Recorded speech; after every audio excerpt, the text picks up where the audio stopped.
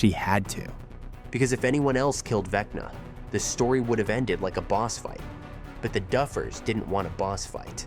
They wanted a full circle ending, a family ending, and a Dungeons and Dragons ending. So in episode 8, while everyone is focused on the big battle, the bigger message is hiding in two places: Joyce's axe and a basement door.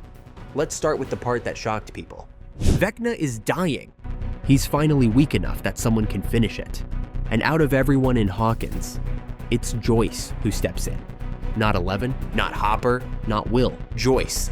That choice looks random at first, but it's actually the most Stranger Things choice possible, because Joyce is the first person in this entire story who looked at the impossible and said, "I'm not backing down."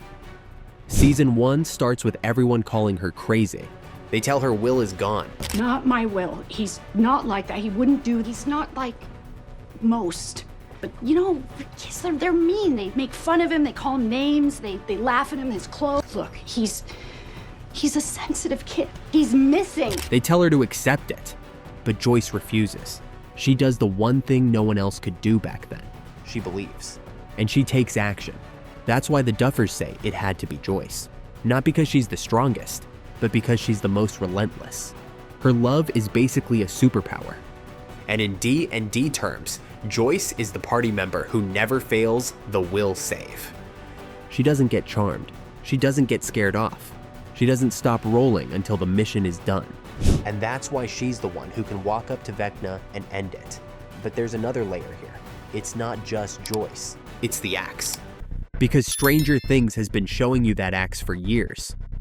In season 1, Joyce grabs an axe because she's ready to fight monsters, even when she doesn't fully understand what they are. The weapon is always there, but she never gets the payoff, until now.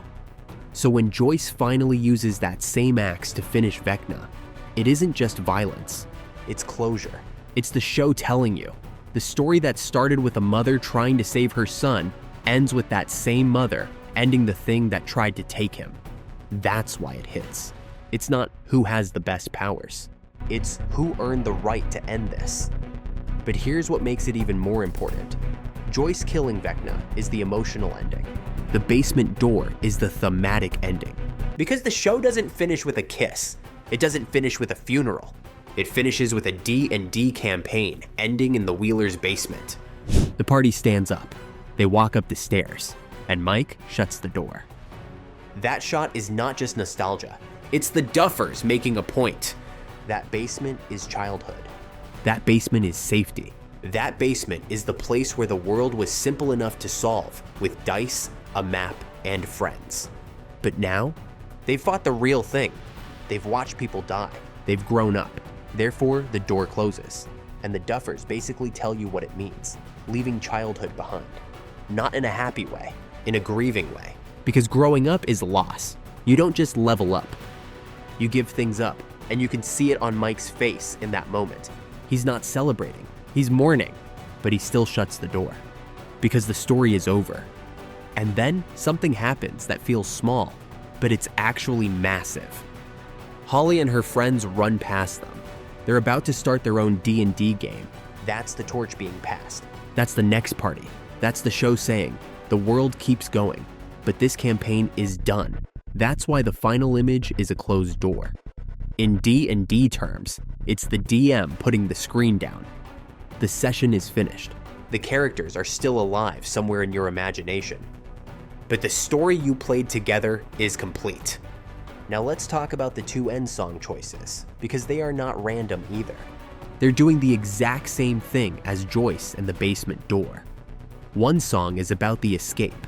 The other song is about the goodbye. First, Prince. The finale uses two Prince tracks in a very deliberate order. The show builds a plan around a record. The record becomes the trigger for the bomb. And when the moment hits, the energy is fast, urgent, almost triumphant. That's why When Doves Cry plays during the escape. It's movement. It's adrenaline. It's the party running across the bridge while the world collapses behind them. But then the mood shifts. The show doesn't let you stay in that high, because the cost shows up immediately. The needle drop changes to purple rain. And suddenly, it isn't about winning. It's about what winning takes from you. That's when we see 11 appear at the gate, and it looks like she might still be in the Upside Down while it's falling apart. So Prince becomes emotional punctuation.